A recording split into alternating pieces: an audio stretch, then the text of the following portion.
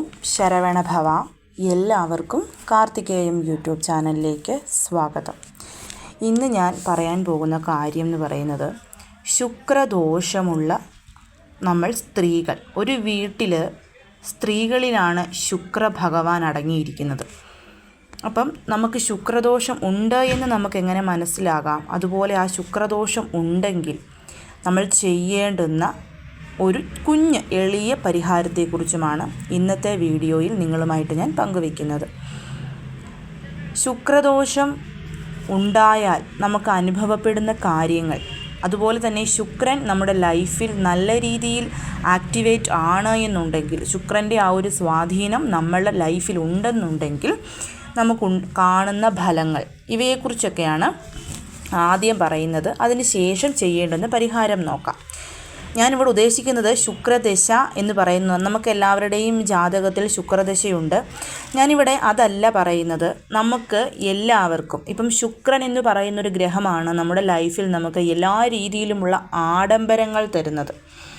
ശുക്രൻ എന്ന് പറഞ്ഞാൽ തന്നെ ഒരു വീട്ടിലെ സ്ത്രീകളെന്ന് പറയുമ്പോൾ പ്രായമുള്ളവർ, അതുപോലെ ഇളം വയസ്സിലുള്ളവർ, മിഡിൽ ഏജിലുള്ളവർ, അതായത് ഒരു പെൺകുഞ്ഞ് ജനിച്ച് ആ കുഞ്ഞ് ജനിച്ച് അവൾ വൃദ്ധയായി, അതായത് ഒരു 90 വയസ്സ് ആകുന്നത് വരെ ആ വീട്ടിലെ സ്ത്രീകളിൽ ശുക്രൻ ആക്ടിവേറ്റ് ആയിരിക്കും. ശുക്രഭഗവാൻ ആക്ടിവേറ്റ് അല്ലാത്ത, ശുക്രഭഗവാന്റെ സ്വാധീനമില്ലാത്ത വീടുകളിലെ സ്ത്രീകളുടെ ലക്ഷണങ്ങൾ എന്തൊക്കെയാണെന്ന് ഞാൻ ഇതിനു മുൻപ് നിങ്ങളുമായിട്ട് പങ്കുവച്ചിരുന്നു. അപ്പം ഒരു വീട്ടിലെ സ്ത്രീകളെയാണ് ശുക്രൻ സൂചിപ്പിക്കുന്നത്. അപ്പം നമ്മുടെ വീട്ടിൽ മഹാലക്ഷ്മി കടാക്ഷം ഉണ്ടാവണം, ധനസമൃദ്ധി ഉണ്ടാവണമെന്നുണ്ടെങ്കിൽ നമ്മൾ എന്ത് ചെയ്യണം? നമ്മുടെ വീട്ടിലെ ശുക്രഭഗവാനെ ആക്ടിവേറ്റ് ചെയ്ത് മഹാലക്ഷ്മിയുടെ സാന്നിധ്യവും ഉണ്ടാക്കണം. അപ്പം നമ്മുടെ വീട്ടിൽ ശുക്രഭഗവാന്റെ സാന്നിധ്യം കൂടുതലാണ് എന്നുണ്ടെങ്കിൽ നമുക്കതെങ്ങനെ മനസ്സിലാക്കാമെന്ന് വെച്ചാൽ, ആ വീട്ടിലെ സ്ത്രീകൾ, ഞാൻ പറഞ്ഞതുപോലെ ജനിച്ച ആ സമയം മുതൽ ഒരു 90 വയസ്സായിട്ടുള്ള എത്ര സ്ത്രീകൾ ഒരു വീട്ടിലുണ്ടോ അത്രയും സ്ത്രീകൾക്കും ആരോഗ്യം നല്ല രീതിയിലായിരിക്കും. അതേപോലെ തന്നെ മനസ്സന്തോഷവും ഉണ്ടായിരിക്കും. ധനത്തിനും ധാന്യത്തിനും സ്വർണത്തിനും വസ്ത്രത്തിനും ഒന്നിനും മുട്ടുണ്ടാവുകയുമില്ല. അസുഖങ്ങളും രോഗങ്ങളും തീണ്ടാത്ത സ്ത്രീകളെന്ന് ഞാൻ ഉദ്ദേശിച്ചത്, നമുക്ക് കാലാവസ്ഥാ രീതിയായിട്ടും അതല്ലാണ്ടെയും കുഞ്ഞു കുഞ്ഞു രോഗങ്ങളൊക്കെ വരും. അതല്ലാണ്ട് ഒരു വീട്ടിലെ സ്ത്രീ നിത്യരോഗിയാണെങ്കിലും എത്രയൊക്കെ നമ്മൾ അധ്വാനം ചെയ്തിട്ടിനും ധാന്യത്തിനും സ്വർണത്തിനും വസ്ത്രത്തിനുമൊക്കെ നമുക്ക് മുട്ടുണ്ടാകുന്നുണ്ട് എന്നുണ്ടെങ്കിലും ആ വീട്ടിൽ ശുക്രഭഗവാന്റെ ആ ഒരു ആക്ടിവേഷൻ കുറവാണ് എന്നുള്ളതാണ്. ഒരു സ്ത്രീക്ക് മാറി മാറി, അതായത് സ്ത്രീ എന്ന് ഉദ്ദേശിക്കുമ്പം ആ വീട്ടിലെ ഞാൻ പറഞ്ഞുവല്ലോ, അപ്പം ആ വീട്ടിൽ എത്ര സ്ത്രീകളുണ്ടെങ്കിലും അവർക്കൊക്കെ മാറി മാറി മാറി അസുഖങ്ങൾ വരുന്നതും ശുക്രഭഗവാന്റെ ആക്ടിവേഷൻ കുറവുള്ളത് കൊണ്ട് തന്നെയാണ്. ഒരുപാട് പേര് പറയും, ഞങ്ങളുടെ വീട്ടിൽ വാഹനം മേടിക്കാനുള്ള ധനമില്ല, അല്ലെന്നുണ്ടെങ്കിൽ ഒരുപാട് സ്വർണം വസ്ത്രം. അങ്ങനെയല്ല. നമ്മൾ ഒരു രീതിയിൽ കുറച്ച് മനുഷ്യരെ എടുത്തു നോക്കിയാൽ നമുക്ക് മനസ്സിലാകും. നല്ല ആഡംബരത്തോടു കൂടി ജീവിക്കുന്നവർക്കൊക്കെ ശുക്രഭഗവാന്റെ സാന്നിധ്യം അവരുടെ ലൈഫിൽ വളരെ അധികം കൂടുതലായിരിക്കും. ആഡംബരം എന്നുള്ള വാക്ക് തന്നെ ശുക്രഭഗവാനെയാണ് കുറിക്കുന്നത്. നമ്മൾ ആഡംബരം കാണിച്ച് ജീവിച്ചാൽ പോകെ പോകെ നമ്മളിൽ മഹാലക്ഷ്മിയുടെ സാന്നിധ്യം കുറഞ്ഞു വരുമെന്നുള്ളത് സത്യമാണ്. പക്ഷേ നമ്മൾ കാണിക്കേണ്ടുന്ന ഒരു ആഡംബരം എപ്പോഴും നമ്മുടെ ലൈഫിലുണ്ടാകും. പണത്തിന് പണം തന്നെ വേണം. ചിലവർ പറയുന്നത് കേട്ടിട്ട്, പൈസയൊന്നുമല്ല നമുക്ക് മനസമാധാനമാണ് വലുത് എന്നുള്ളത്. ധനമില്ലെങ്കിൽ എങ്ങനെ ഒരു വ്യക്തിക്ക് മനസമാധാനം ഉണ്ടാവും? എൻ്റെ 2-3 വീഡിയോയിൽ അങ്ങനെ ഒരു കമൻറ്റ് വന്നിട്ടുണ്ടായിരുന്നു. അപ്പോൾ ആ കമൻറ്റ് ഇട്ടവരോട് കൂടിയാണ് ഞാൻ ചോദിക്കുന്നത്. ധനം എന്ന് പറയുന്നത് നമുക്ക് വേണം, അത്യാവശ്യത്തിനല്ല, ആവശ്യത്തിൽ അധികം ഒരു മനുഷ്യന് ധനമുണ്ടെങ്കിൽ മാത്രമേ അവന് ഈ ഭൂമിയിൽ ജീവിക്കാൻ പറ്റുകയുള്ളൂ. ധനമില്ലാത്ത ഒരു വ്യക്തിക്കും മനസമാധാനം ഉണ്ടാവുകയില്ല. നമുക്ക് നമ്മുടെ കാര്യങ്ങൾ മുന്നോട്ട് കൊണ്ടുപോകണമെന്നുണ്ടെങ്കിൽ ധനം വേണം. അപ്പം ധനമല്ലാതെ നമുക്ക് എങ്ങനെ മനസമാധാനം ഉണ്ടാവും? പൈസ എന്ന് പറയുന്നത് മഹാലക്ഷ്മിയാണ്. ആരുടെ കയ്യിലാണോ ആവശ്യത്തിലും അതിൽ കൂടുതൽ ധനമുള്ളത് അവനിൽ മഹാലക്ഷ്മി കടാക്ഷവും ശുക്രവശ്യവും വളരെയധികം കൂടുതലായിരിക്കും. ഞാൻ ഇത് ഇത്രയും നിങ്ങൾക്ക് മനസ്സിലാകാൻ വേണ്ടിയിട്ടാണ് പറഞ്ഞത്. അപ്പം ഞാൻ ഈ പറഞ്ഞു വരുന്നത് ശുക്രദോഷം ഉള്ള ആൾക്കാർ, ഇപ്പോൾ ഇത് കേൾക്കുമ്പോൾ തന്നെ നിങ്ങൾക്ക് മനസ്സിലായിട്ടുണ്ടാവും നിങ്ങളുടെയൊക്കെ വീട്ടിൽ ശുക്രദോഷം ഉണ്ടോ ഇല്ലയോ എന്നുള്ളത്.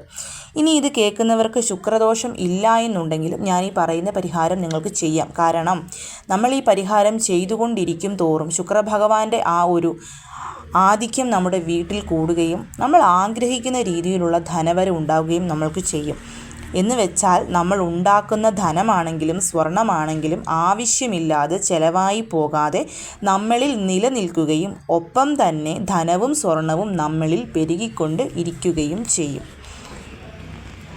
അതിനായി ഇതിനു മുൻപും ഞാൻ നിങ്ങളോട് പറഞ്ഞിട്ടുള്ളതാണ്, രേവതി, പൂരുരുട്ടാതി, ഉത്രട്ടാതി നക്ഷത്രം വരുന്ന ദിവസങ്ങളിൽ നമ്മൾ പൂജ ചെയ്താൽ ശുക്രവശ്യം 100% ഷുവറാണെന്നുള്ള കാര്യം.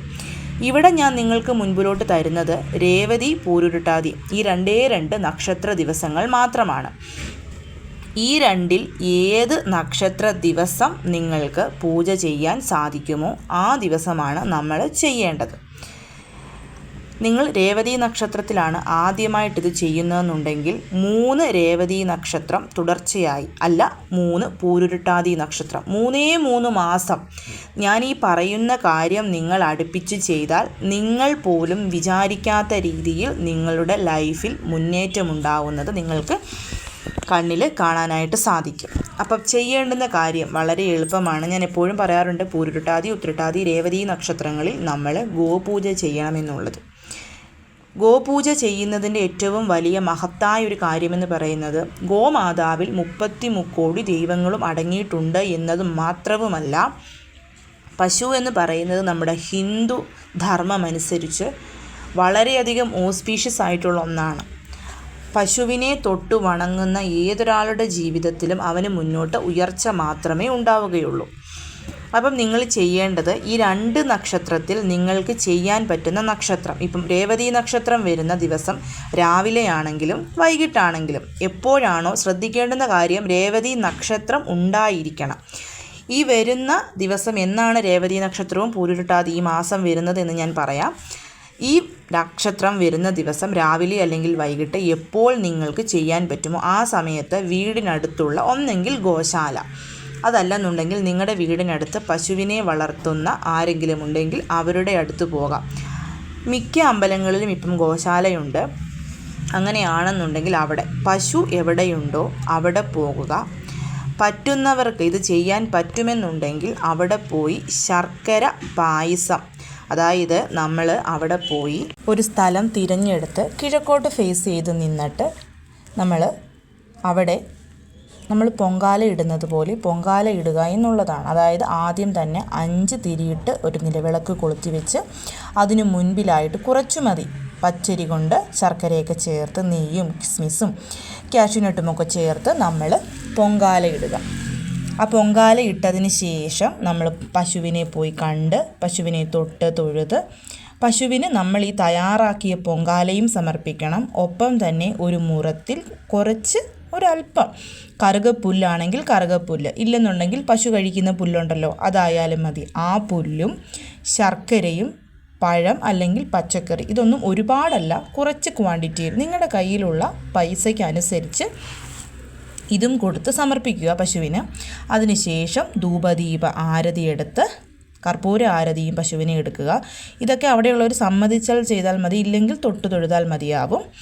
അതിനുശേഷം നമ്മൾ ധാന്യങ്ങൾ, പിണ്ണാക്കൊക്കെ ഉണ്ടല്ലോ പശുവിന് കൊടുക്കുന്നത്, അതും പറ്റുന്നത് പോലെ നിങ്ങളെക്കൊണ്ട് എന്ത് പറ്റുമോ. ഇപ്പോൾ പച്ചരിയാണ് കൊടുക്കാൻ പറ്റുന്നതെങ്കിൽ 1 കിലോയോ 1.5 കിലോയോ 1/2 കിലോയോ ആണെങ്കിലും മതി. അതും കൂടി സമർപ്പിച്ച് നമ്മുടെ ലൈഫിൽ നമ്മുടെ ഐശ്വര്യം ഉണ്ടാവണമെന്ന് മനസ്സുരുകി പ്രാർത്ഥിക്കുക. ഇനിയിപ്പം ഇങ്ങനെ ഒരു കാര്യം ചെയ്യാൻ ചില ഗോശാലകളിൽ ഇങ്ങനെയൊന്നും ചെയ്യാൻ സമ്മതിച്ചു എന്ന് വരില്ല.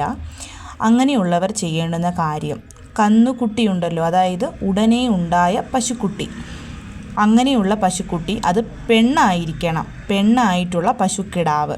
ആ കിടാവിൻ്റെ ചാണകം നമ്മൾ നമ്മുടെ വീട്ടിലോട്ട് എടുത്തുകൊണ്ട് വരിക. അത് കിടാവായിരിക്കണം, അതായത് ഉണ്ടായിട്ട് കുറച്ചേ ആകാവുള്ളൂ. അതേപോലെ തന്നെ പെണ്ണുമായിരിക്കണം. ഈ 2 കാര്യങ്ങളൊന്ന് ശ്രദ്ധിച്ചാൽ മതിയാവും. അങ്ങനെയുള്ള പെൺപശുക്കുട്ടിയുടെ ചാണകം നമ്മുടെ വീട്ടിൽ എടുത്തുകൊണ്ട് വന്ന് ഒരല്പം വെള്ളത്തിൽ ആ ഒരു ചാണകം കലക്കി നമ്മുടെ വീട് മുഴുവൻ സ്പ്രിങ്കിൾ ചെയ്യുക. മൂലകളിലാണ് പ്രത്യേകിച്ചും തളിക്കേണ്ടത്. അങ്ങനെ തളിക്കുക. ഇനിയിപ്പം എല്ലാവർക്കും മോഡേൺ ലൈഫായിരിക്കും. വലിയ വലിയ വീടുകളും മാർബിളും ടൈൽസും ഒരുപാടായതുകൊണ്ട് ചിലപ്പോൾ ചാണകവെള്ളം തളിക്കുന്നത് ഇപ്പം നമുക്ക് താല്പര്യമുണ്ടെങ്കിലും നമ്മുടെ കുടുംബത്തിലുള്ളവർക്ക് അത് എതിർപ്പായിരിക്കും. അങ്ങനെയുള്ളവർക്ക് ചെയ്യാൻ പറ്റുന്ന ഒരു കാര്യം, ഈ ചാണകം എടുത്തുകൊണ്ട് വന്ന് അത് ഉരുട്ടി വിനായക ഭഗവാനാണെന്ന് സങ്കല്പിക്കുക. ഇത് ചെയ്യുമ്പം രേവതി പൂരുരുട്ടാതി നക്ഷത്രം, ഈ രണ്ടിൽ ഏത് നക്ഷത്ര ദിവസമാണെങ്കിലും ആ ഒരു നക്ഷത്രം ഉള്ള ദിവസം മാത്രമേ ഇത് ചെയ്യാവുള്ളൂ. എന്നിട്ട് അതായത് ഒരു വാഴയിലയിലോ ബ്രാസിൻ്റെ ഒരു പാത്രത്തിലോ നമ്മൾ വിനായക ഭഗവാൻ, മഞ്ഞൾ ഗണപതി ഉണ്ടാക്കുന്നത് പോലെ തന്നെ നമ്മൾ വിനായക ഭഗവാനാണെന്ന് സങ്കല്പിച്ച് ആ ഒരു ചാണകം വെച്ച്, ആ ചാണകത്തിന് മഞ്ഞളും കുങ്കുമവും കൊണ്ട് പൊട്ട് വെച്ച് പൂവൊക്കെ വെച്ച് അല്ലെങ്കിൽ കറുകപ്പുല്ല് വെച്ച് അലങ്കരിച്ചതിന് ശേഷം ഭഗവാന്റെ 108 അഷ്ടോത്തര ശതനാമാവലി കൊണ്ട് അർച്ചന ചെയ്യുക. പൂക്കൾ കൊണ്ടോ കറുകപ്പുല്ല് കൊണ്ടോ അർച്ചന ചെയ്യാം. ഇനി അങ്ങനെ അല്ല എന്നുണ്ടെങ്കിൽ ഓം ഗം ഗണപതയേ നമ എന്നുള്ള മന്ത്രം ചൊല്ലി അർച്ചന ചെയ്ത് ദീപധൂപ കർപ്പൂര ആരതിയൊക്കെ എടുത്ത് ഭഗവാൻ എന്തെങ്കിലും ഒരു നിവേദ്യം കൂടി സമർപ്പിക്കുക. പിറ്റേ ദിവസം ആ ചാണകം കലക്കി നമുക്ക് ആരും ചവിട്ടാത്തിടത്ത് കളയാവുന്നതാണ്. നിങ്ങളിത് അടുപ്പിച്ച് 3 പൂരുരുട്ടാതി അല്ലെങ്കിൽ രേവതി നക്ഷത്രങ്ങളിൽ ചെയ്താൽ നിങ്ങൾ അത്ഭുതപ്പെടുത്തുന്ന രീതിയിലുള്ള ഫലമായിരിക്കും നിങ്ങളെ കാത്തിരിക്കുന്നത്. ഈ കാര്യത്തിൽ നിങ്ങൾക്ക് യാതൊരു വിധത്തിലുള്ള സംശയവും വേണ്ട.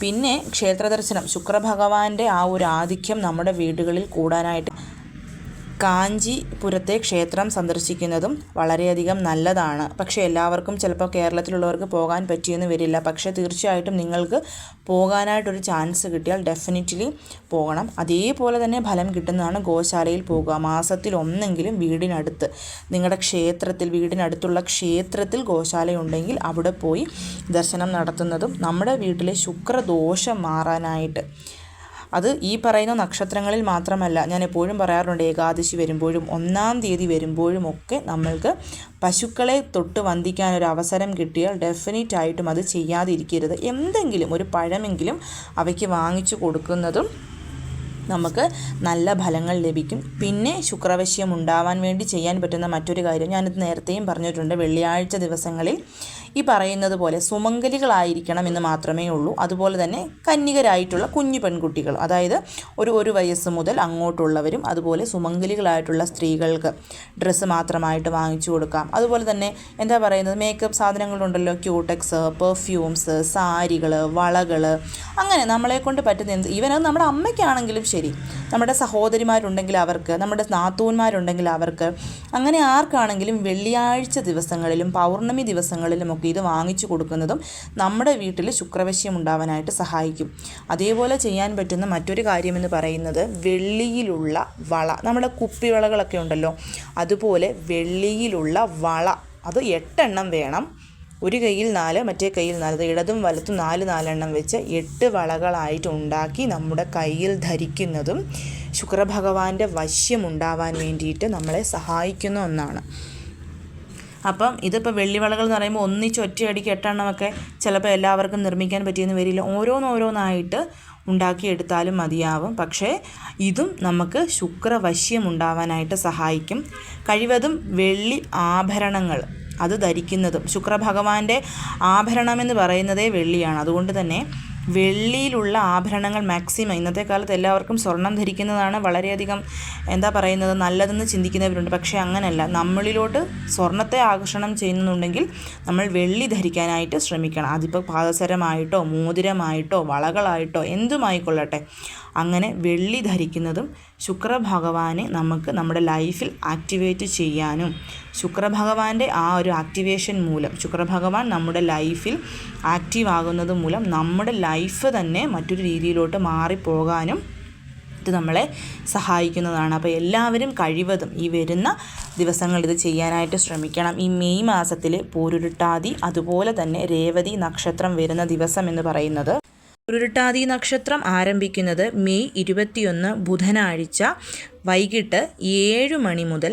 അവസാനിക്കുന്നത് മെയ് 22 വ്യാഴാഴ്ച വൈകിട്ട് 5:47 കൂടിയിട്ടാണ് പൂരുരുട്ടാതി നക്ഷത്രത്തിൻ്റെ അവസാനം. അപ്പം ഞാൻ ഈ പറഞ്ഞ കാര്യം നിങ്ങൾക്ക് ബുധനാഴ്ച തുടങ്ങി വ്യാഴാഴ്ച ആ ഒരു സമയത്തിനുള്ളിൽ തന്നെ ചെയ്തു തീർക്കാനായിട്ട് ശ്രമിക്കണം. രേവതി നക്ഷത്രം വരുന്നത് വളരെയധികം ഓസ്പീഷ്യസ് ആണ്. ഈ പ്രാവശ്യം മെയ് 23 വെള്ളിയാഴ്ചയാണ് രേവതി നക്ഷത്രം വരുന്നത്. അന്ന് ഏകാദശി തിഥിയും കൂടിയിട്ടാണ്. മെയ് 23 വെള്ളിയാഴ്ച വൈകിട്ട് 4 മണി മുതൽ മെയ് 24 ശനിയാഴ്ച ഉച്ചയ്ക്ക് 1:48 കൂടി രേവതി നക്ഷത്രം അവസാനിക്കും. അപ്പം എല്ലാവരും മെയ് 23 വെള്ളിയാഴ്ച വൈകിട്ട് 8 മണി മുതൽ 9 മണി വരെയുള്ള ശുക്രഹോര സമയത്ത് രേവതി നക്ഷത്ര ലക്ഷ്മി പൂജ ചെയ്യാൻ ശ്രമിക്കണം. ഞാൻ ഓൾറെഡി അത് പോസ്റ്റ് ചെയ്തതാണ്. അതേപോലെ തന്നെ അന്ന് വൈകിട്ട് തന്നെ നിങ്ങൾ ഗോശാലയിൽ പോയി പശുവിന് ഇതുപോലെ ചെയ്യാൻ ശ്രമിച്ചാൽ അതും വളരെ നല്ലതാണ്. കാരണം അന്ന് ഏകാദശിയും കൂടി ഉള്ളതുകൊണ്ടാണ്. കഴിവതും എല്ലാവരും ഈ കാര്യങ്ങൾ മറക്കാതെ ചെയ്യണം. ഇതുവഴി നമ്മുടെ ലൈഫിലുണ്ടാവുന്ന ഉയർച്ച എന്ന് പറയുന്നത് വളരെയധികം അത്ഭുതപ്പെടുത്തുന്നതായിരിക്കും. എല്ലാവരെയും മുരുകൻ അനുഗ്രഹിക്കട്ടെ. ഓം ശരവണഭവ.